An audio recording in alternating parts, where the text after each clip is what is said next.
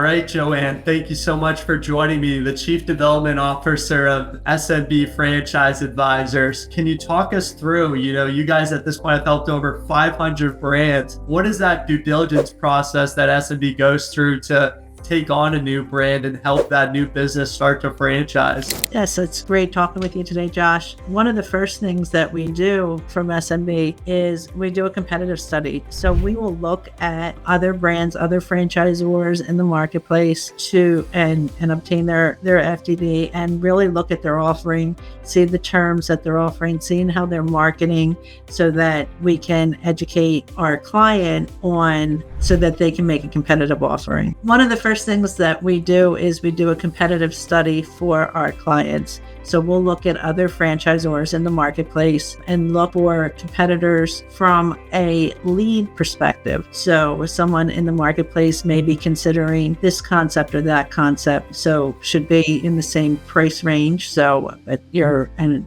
education, for instance, or child enrichment.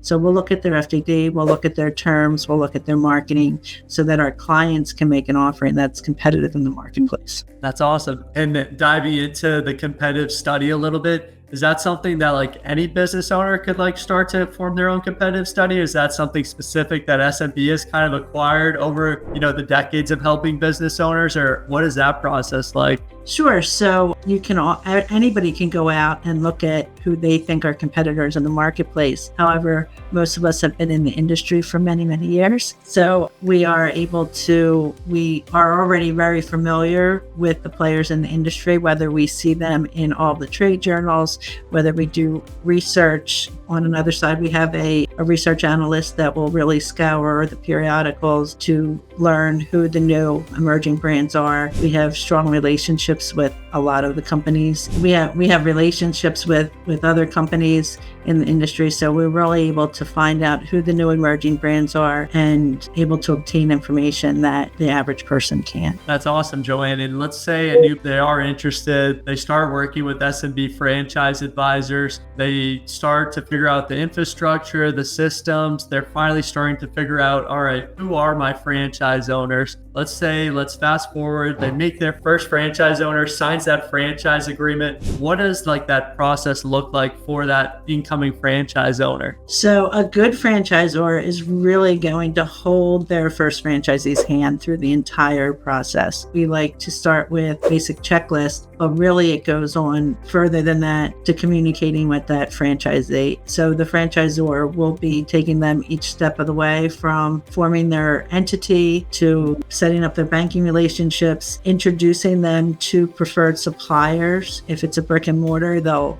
introduce them to realtors and educate. If they're working with a local person for real estate, work and educate that broker to the type of location that they're looking for. But it really is an ongoing communication process with the franchise through the process. They'll be making regular phone calls with them. They want to make sure that they're not skipping any steps on the process, and they're also working efficiently and effectively so they can get open quicker. So when the franchisor opened their first location, they probably made a few mistakes. So when they bring on a franchisee, they're going to make up that time and get them open typically much quicker and cost effective than when they open their first location themselves. Okay, Joanne, so you have an emerging brand, there's a business starting to franchise.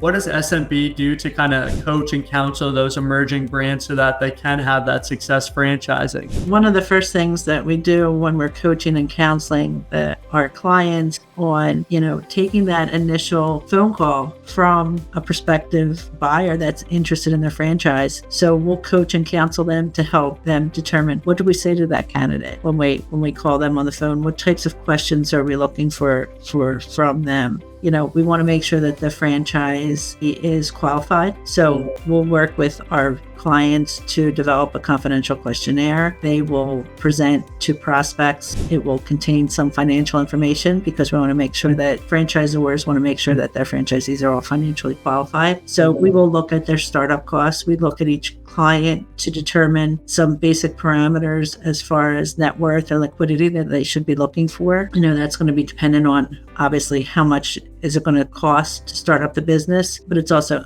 how quickly are they going to ramp? Are banks going to be able to collateralize any of the startup costs? So we'll set up for them minimum liquidity, minimum net worth requirements and help them determine what they are. We'll also talk to them about areas. So where are they allowed to open according to the FTC? There are registration states and non-registration states. How quickly do they want to grow and how much control do they need over their franchisees? Today, with a lot of technology, we can do training remotely, but there are considerations and business decisions that someone has to make. If they're located on the East Coast, do they want to jump and start opening nationally, or do they want to concentrate on the East Coast or just a few states in the beginning? So that would be a business decision that they have to make. There could be potential encroachment issues. If they have a lot of units in one market, can they open more units in that market? And then again, back to the registration states, are they allowed to sell? Where do they want to register? Where do they need to file in order to be able to sell?